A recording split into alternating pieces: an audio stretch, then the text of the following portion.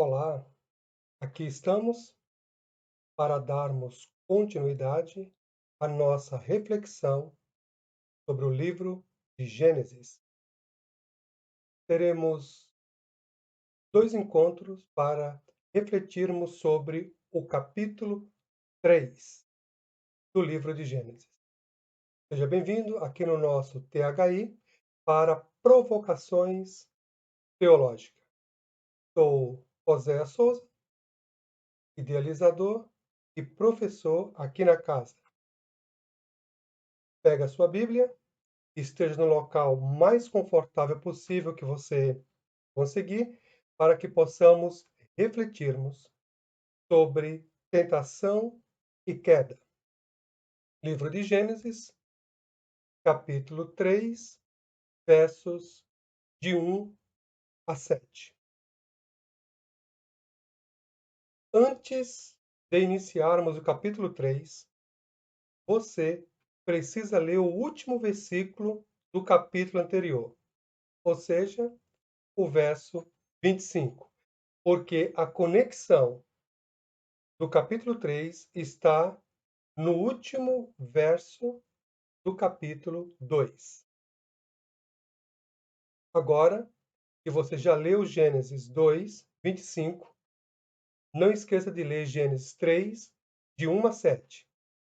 Dê pause no vídeo e leia também o Salmo 104 inteiro e Provérbios 8, para ter uma melhor compreensão dos capítulos 1 e 2 do livro de Gênesis.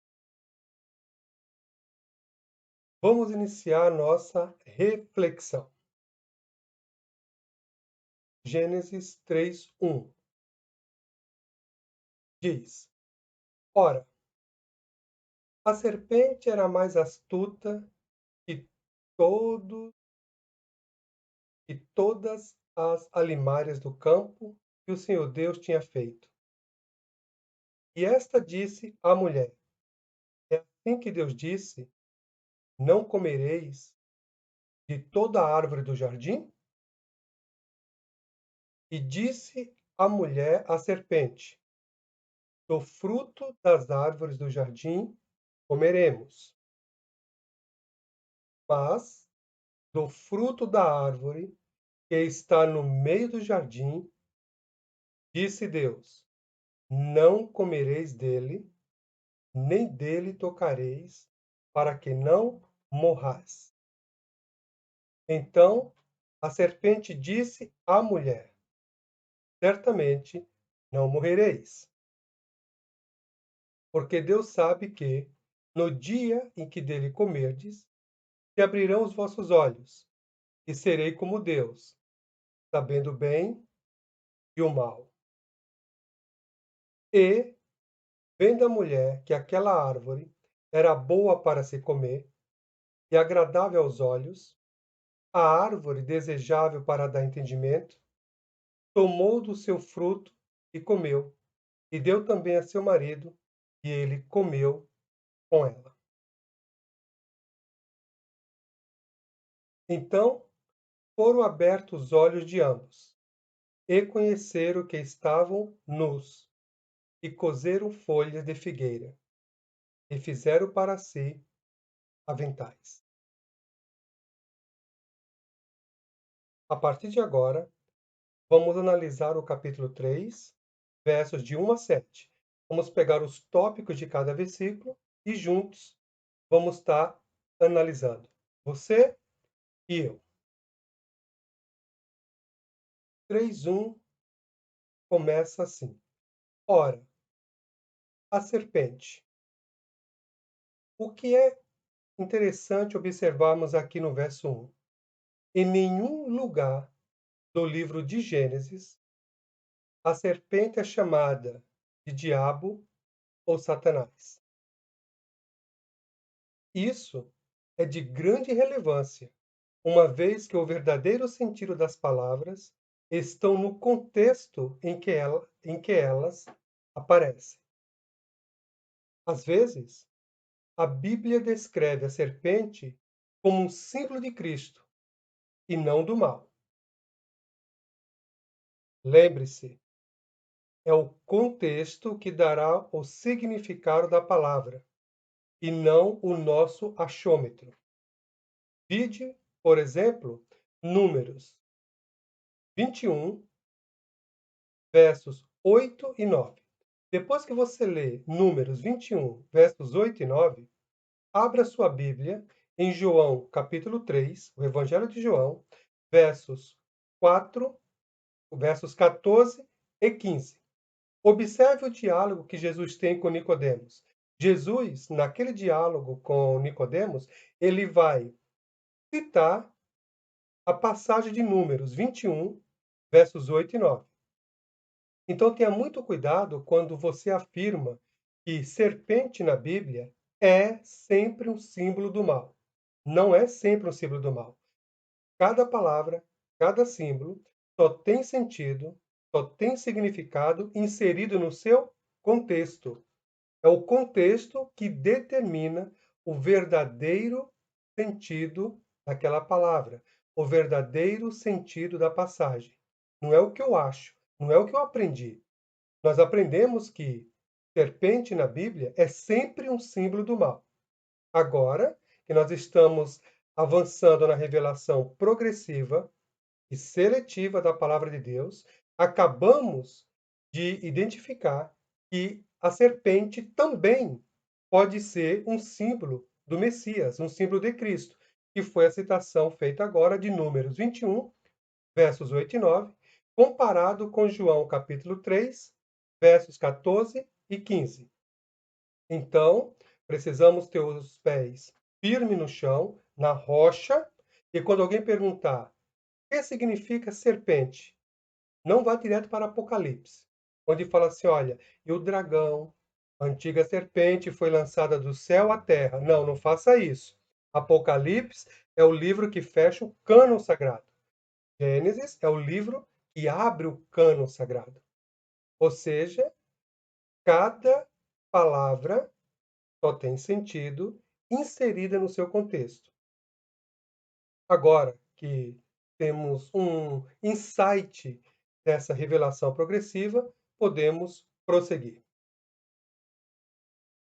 Mesmo o livro de Gênesis, não identificando a serpente como o diabo ou Satanás, a nova aliança fará isso.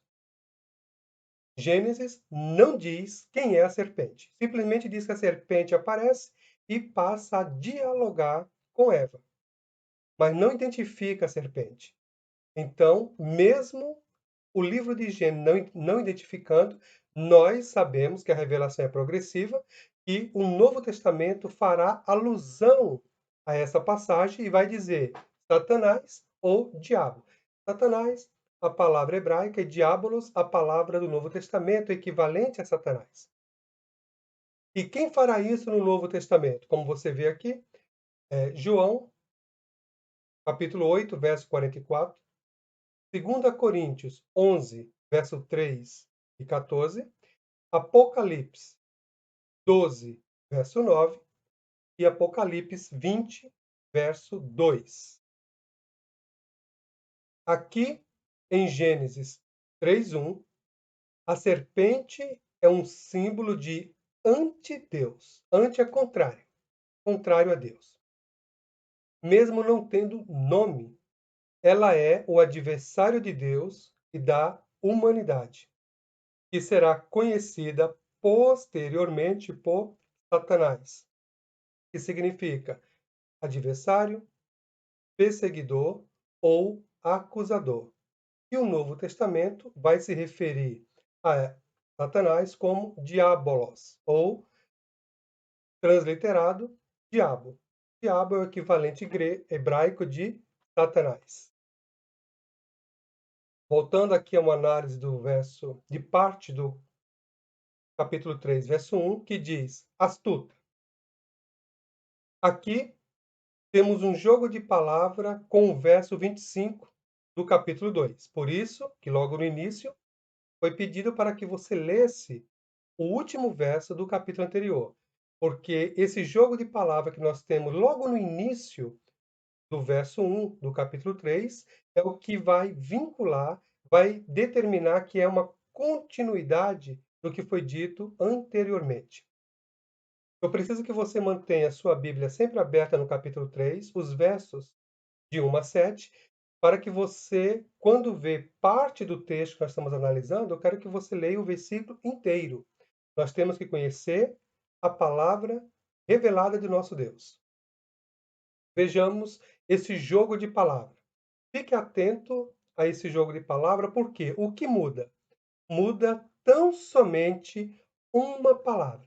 A palavra do verso 3:1, astuta, é, olha só, arum, ó, cu.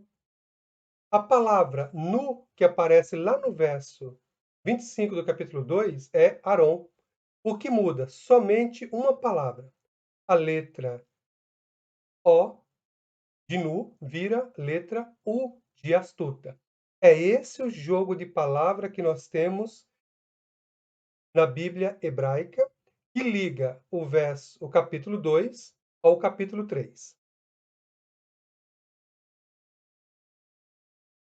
Serpente que o Senhor Deus tinha feito.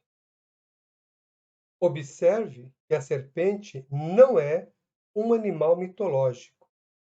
É um animal real feito por Deus. Olha o que diz: serpente que o Senhor Deus tinha feito.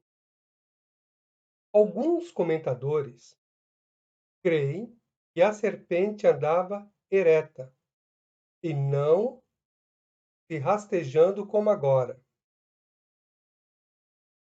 A Bíblia descreve a serpente de 4 formas. Primeira forma, como um animal peçonhento, venenoso. Segunda forma, como símbolo de Satanás ou símbolo do mal. Terceira forma, como símbolo de malícia.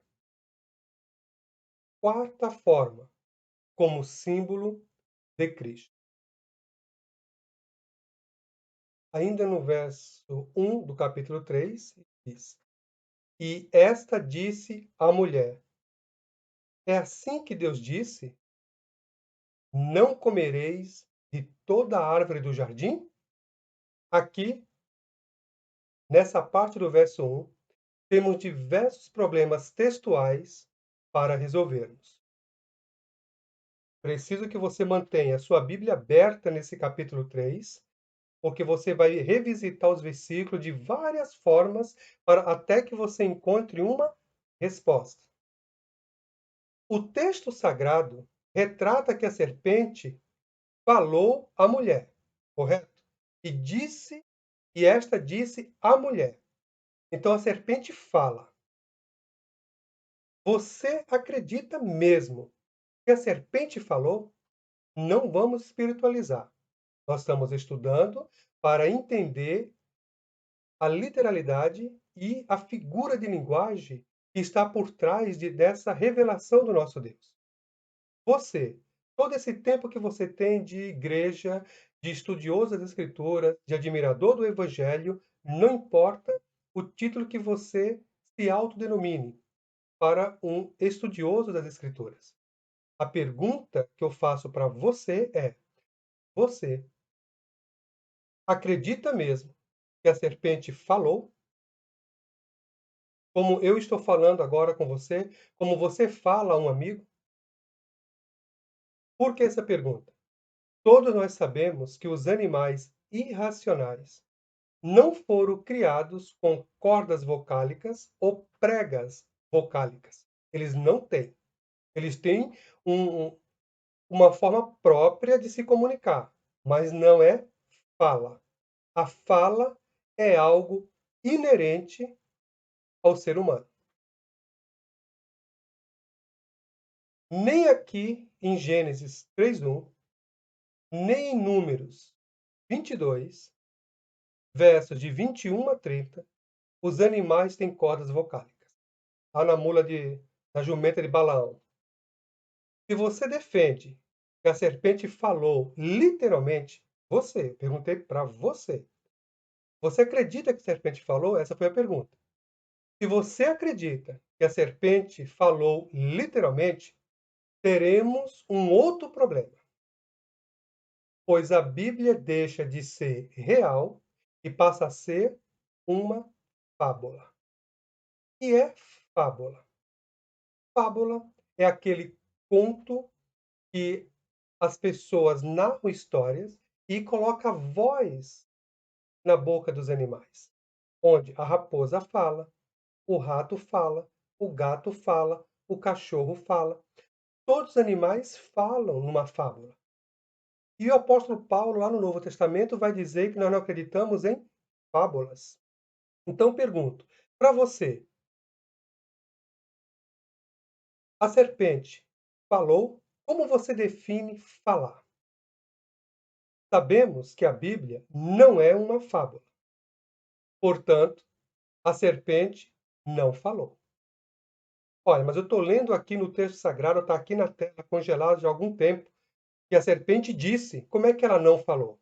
É exatamente essa resposta que você precisa dar para alguém quando você estiver refletindo sobre Gênesis, capítulo 3, versos de 1 a 7.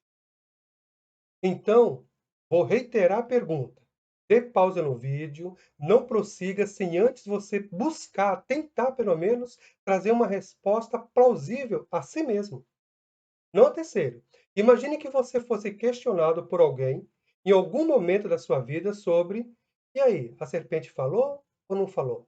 E aquela mula de Balaão, falou ou não falou? A serpente falou ou não falou? Essa é a pergunta. Como você responderia essa pergunta?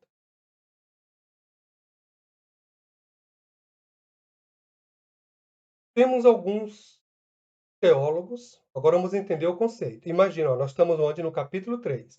Capítulo 1, Deus cria todas as coisas. No finalzinho do capítulo 1, lá no versos 26, vai dizer que Deus formou o homem do pó da terra. No capítulo 2, vai dizer que o homem cai em um profundo sono e Deus forma da costela do homem uma mulher e lhe apresenta. Tudo isso já foi dito lá atrás, por isso que eu estou avançando. Então, nós estamos aqui no capítulo 3, onde ainda só há um casal. A criação de Deus é a criação original. Tem a intervenção de terceiros. O terceiro está chegando agora, serpente. Mas ainda não há esse conceito. E observe quando a serpente entra em cena, não chama a atenção de Eva que a serpente falou. Por que que não chama? Então, nesse estado original, sem pecado, nós temos um grupo de teólogos, de estudiosos das Escrituras, que vai dizer que a mente de Adão e Eva estava em uso 100% desse potencial. E como estava em uso por causa do não pecado, ainda não havia pecado, era totalmente original, então eles já estavam habituados a conversar mentalmente, como se fosse uma espécie de telepatia com os animais. Então, quando a Bíblia lança o verso 1 do capítulo 3, que a serpente fala à mulher, observamos que ela não se sente perplexa, boquiaberta. Oh, uma serpente falando, uma cobra falando, não. Ela começa a dialogar porque, de acordo com essa linha teológica, era hábito, já era praxe de Adão e Eva se comunicar mentalmente com todos os animais. E quando a serpente entra em cena, a serpente é apenas mais um dos animais, o qual eles já estavam habituados a dialogar. Por isso, portanto, quando o pecado entra em cena e eles são expulsos, esse poder mental de conversar mentalmente com os animais, de acordo com essa linha teológica, eles se perdem, vão se perder. Então, paramos de entender essa voz. Porém, na revelação progressiva, quando chegarmos lá no finalzinho do dilúvio, quando ele sai da arca, Deus vai dar uma ordem para aquela família que sai da arca, que vai dizer: assim como vos dei de todo animal, agora vos dou de toda a erva, agora vos dou de todo animal. E o animal que derramar o sangue do ser humano será cobrado dele, do animal, a vida do ser humano. Então a gente observa que havia uma unidade que vai se perdendo aos poucos. Mas vamos voltar aqui para o falar. Pergunta: a serpente falou ou não falou? Primeira linha teológica. E eles falavam com todos os animais de forma verbal, porque pensamento é uma energia. Calma. Antes de você rejeitar essa ideia, para, pensa, anota, continue estudando, não rejeite. A rejeição de algo novo é muito bom, porque é sinal de autodefesa. Isso é importante. Porém, se for uma novidade para você, não rejeite totalmente. Deixe em stand-by, continue estudando, continue pesquisando, não rejeite totalmente. Rejeite no sentido de é algo novo, eu não concordo, mas vou pesquisar mais. Essa é a ideia de rejeitar. Vou continuar estudando. Então, logo, eles, entre aspas, falavam com todos os animais por intermédio do pensamento. Não era o poder da mente. Eles tinham uma linguagem mental. Sabe esses filmes de Alien? Que as pessoas, que os ETs aparecem sem boca, sem nada, só aqueles olhinhos meio parecendo peixe, e ele começa a falar mentalmente com outra pessoa? É mais ou menos esse conceito que essa linha teológica diz que a serpente falou. E eles defendem exatamente esse tópico. Animais não têm cordas vocálicas. O falar, o fonema, o som é para o ser humano. Porém, ele se comunicava de alguma forma com os animais. Essa forma era a forma mental. Eu estou dizendo que é isso? Não, eu estou fazendo uma provocação para vocês. Fiz uma pergunta e estou trazendo uma das respostas que é dada pelos estudiosos. Então, sim, eles, entre aspas, falavam, não só com a serpente. Considerando que os pensamentos são energias, diz esses teólogos, o casal captava as energias dos pensamentos de todos os animais. Temos também um outro grupo de teólogos, de estudiosos. Agora vai se dividir sobre esse falar. Falava ou não falava? E creio que a serpente não falou. Mas aqui houve a primeira, entre aspas, aqui, ó, seção espírita, é o que diz essa outra linha teológica. Primeira linha teológica. Adão e Eva falavam com todos os animais, falavam, entre aspas, de forma mental, usando a capacidade 100% da mente humana. Um outro grupo teológico rejeita essa ideia e diz assim, não, eles não falavam, os animais não falavam e não tinham esse poder mental.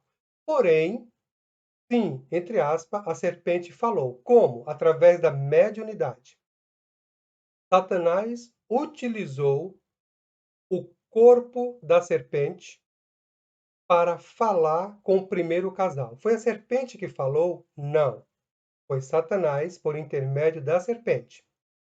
Portanto, a voz que eles ouviram não era da serpente, mas do próprio Satanás, como um ventríloco faz com o boneco.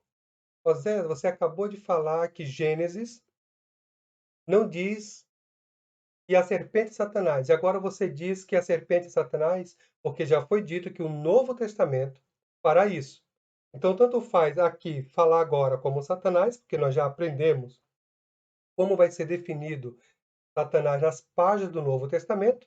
Então, agora nós podemos sim trabalhar serpente e Satanás como sinônimo aqui em Gênesis, capítulo 3, verso 1. Agora, olha essa pergunta, novamente, eu preciso que você responda. Onde estava Adão quando a serpente falou com Eva? Parou para pensar?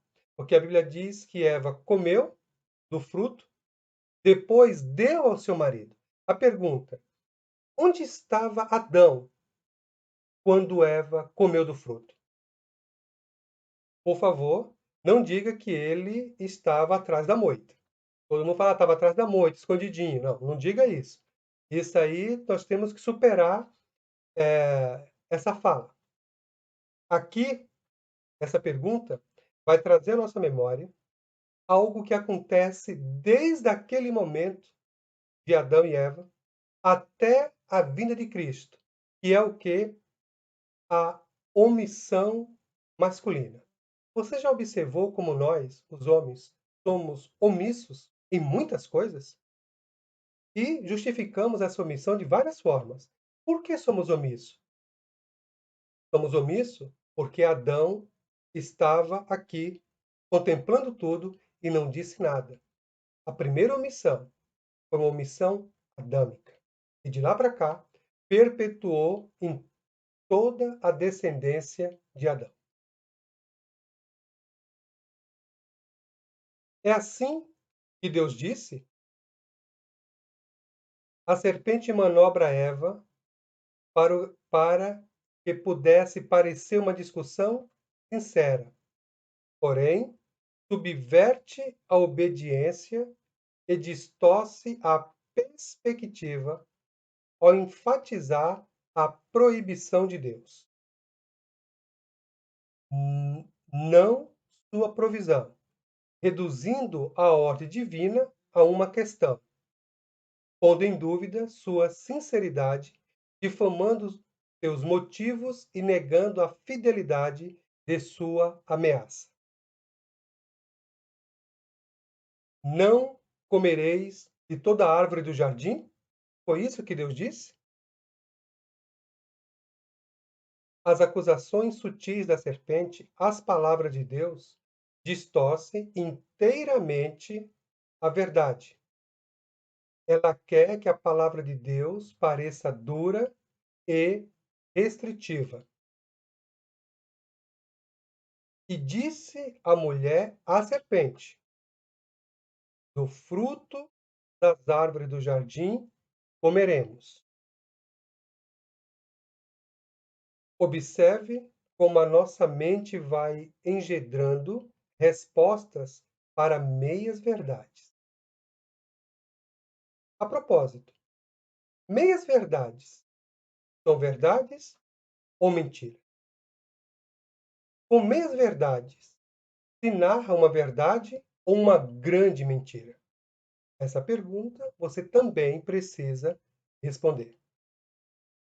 Observe que Eva repetiu as palavras positivas de Deus registrada lá no capítulo 2, verso 16.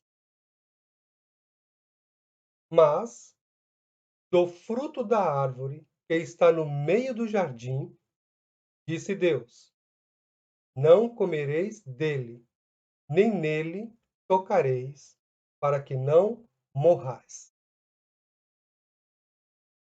Eva sabia que havia uma árvore que estava fora dos limites, os quais lhe era permitido chegar. Esta se encontrava no meio do jardim.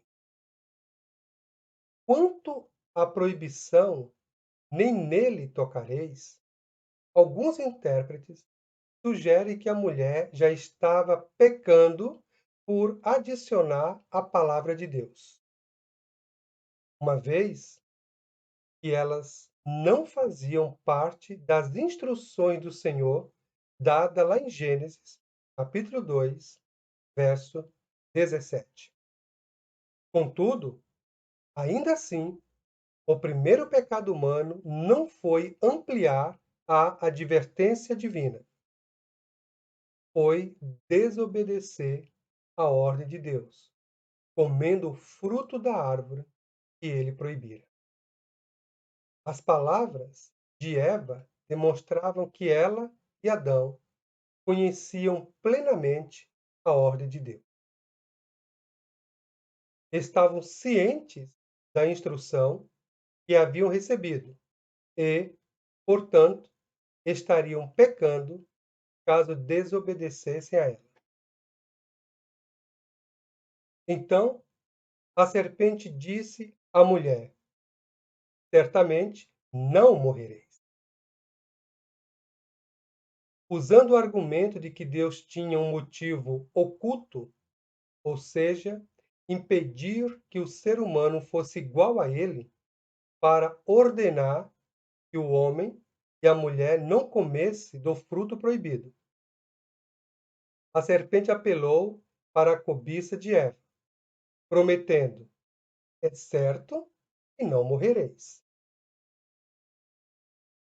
A completude e a sabedoria de Deus eram duas das muitas razões da sua superioridade e distinção em relação às suas criaturas, inclusive o ser humano. A serpente sabia disto, contudo, associou todo o conhecimento de Deus à ingestão de um fruto, em uma apelação audaciosa à vaidade de Eva. Porque Deus sabe que, no dia que dele comerdes, se abrirão os vossos olhos, e sereis como Deus, sabendo o bem e o mal. Observe os argumentos da serpente. O tentador mostrou-lhe que não era justo Deus excluir uma árvore dentre muitas outras. Foi fácil mostrar que Deus não tinha sido franco ao homem e à mulher. A serpente acusa Deus de desonestidade em negar ao ser humano um dos primeiros privilégios, ser igual a Deus mesmo, conhecendo o bem e o mal. A serpente acusou Deus de ter faltado à verdade ao dizer que morreriam no dia que comesse do fruto. Gênesis 2:17. Quando disse o tentador: não morrereis, mas ficareis mais sábios. E, vendo a mulher que aquela árvore era boa para se comer e agradável aos olhos, a árvore desejável para dar entendimento, tomou do seu fruto e comeu, e deu também a seu marido, e ele comeu com ela. Aqui, aquela pergunta: onde estava Adão quando Eva comeu do fruto? Uma linha teológica analisando esse verso 6 diz que aqui não há nenhuma indicação de que Eva pegou o fruto e foi procurar Adão. Ou pegou o fruto, comeu e foi procurar Adão. Eles alegam que Adão estava um pouco afastado de Eva, olhando tudo, contemplando tudo. Por isso eles vão defender a linha da omissão. E ele ficou maquinando, olha, Deus falou para não comer, mas diz que vai morrer, eu nunca vi a morte, o que é morte? Então ele fica olhando. Quando Eva come do fruto, observe que diz assim, ó, ela comeu do fruto, ó, tomou do fruto e comeu. E deu também ao seu marido. Então ela comeu, vira e fala, Tom, Adão, você viu, não aconteceu nada. Eu comi. Eu morri, o que aconteceu? Ele falou, não aconteceu nada, você está igualzinho antes de comer. Então, esta linha vai dizer que Adão estava próximo de Eva, mas ele ficou em silêncio, quietinho, não disse nada, para ver o que seria essa tal de morte. Porém, vendo que a mulher come, ela vira, oferece para ele, ele contempla de cima a baixo e não viu nenhuma mudança, então ele vai e come. Então, onde estava Adão quando Eva comeu do fruto? Há uma linha teológica que diz: estava não atrás da moita, mas próximo de Eva, contemplando todas as coisas, e não disse nada. Motivo pelo qual uma linha da psicologia vai dizer que a omissão humana é oriundo dessa passagem de Adão. Neste versículo, qual versículo? Versículo 6, encontramos 4 estágios para o pecado. Vejamos. Primeiro, o ser humano é tentado a pecar por meio do que vê. Vendo a mulher que aquela árvore era boa para se comer e agradável aos olhos, O ato deve ser o ato de ver algo em si mesmo não se constitui pecado, mas pode ser o meio pelo qual nossa cobiça será estimulada, fazendo-nos pecar. Observe o detalhe da narrativa. Depois de ver que a árvore era boa e agradável aos olhos, Eva entendeu que também era agradável para dar entendimento. 2. Alimentar o desejo de seguir na direção errada, obtendo para si ilicitamente aquilo que vimos, mesmo que não possa ser nosso. 3. Eva foi na direção da própria vontade. Ela tomou do seu fruto, comeu. Fez o que não era permitido.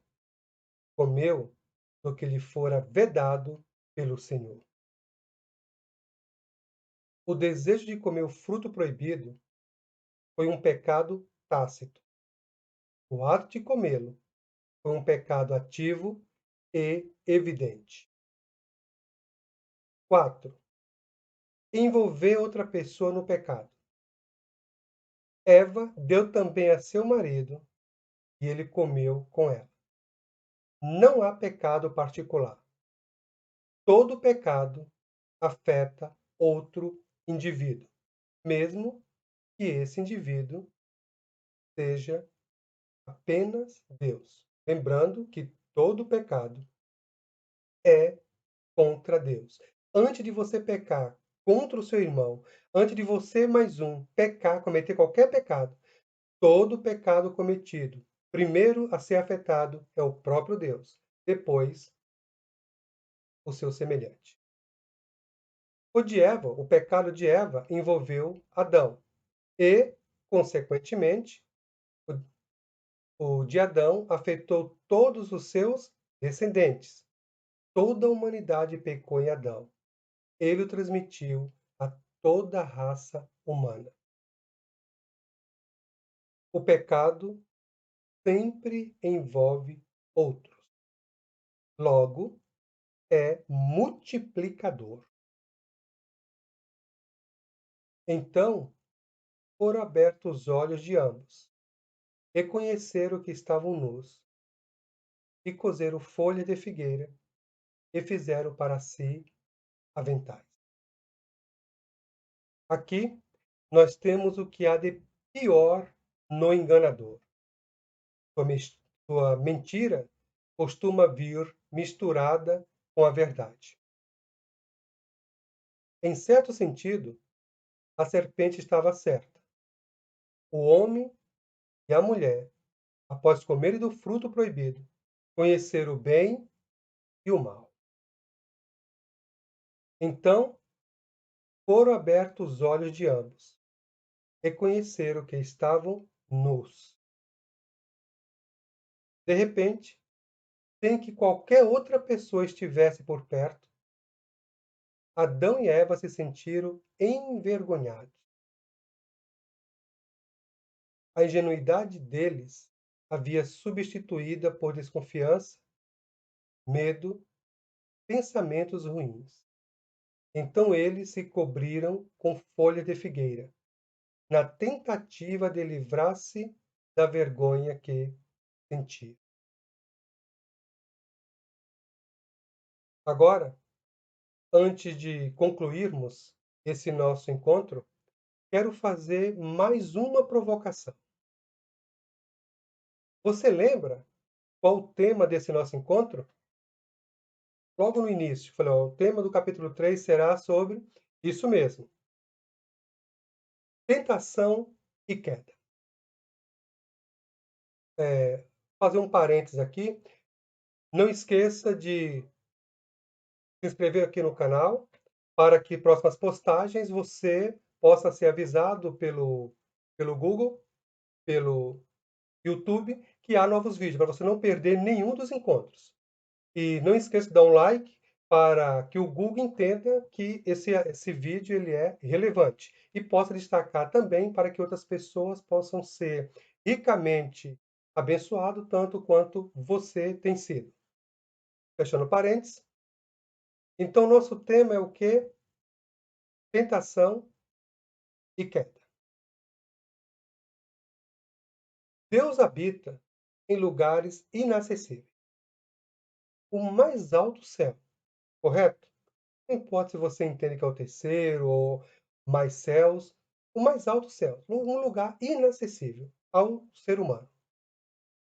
Nós falamos que é tentação e queda. Foi o tema que nós tratamos, é o tema que a teologia sistemática vai tratar, e é o tema que nós tratamos no nosso dia a dia, conversando com um ou outro indivíduo, ou um ou outro pessoas da nossa comunidade.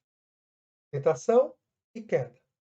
A palavra queda, a palavra queda, não nos conduz para baixo? Você já observou alguém cair para cima?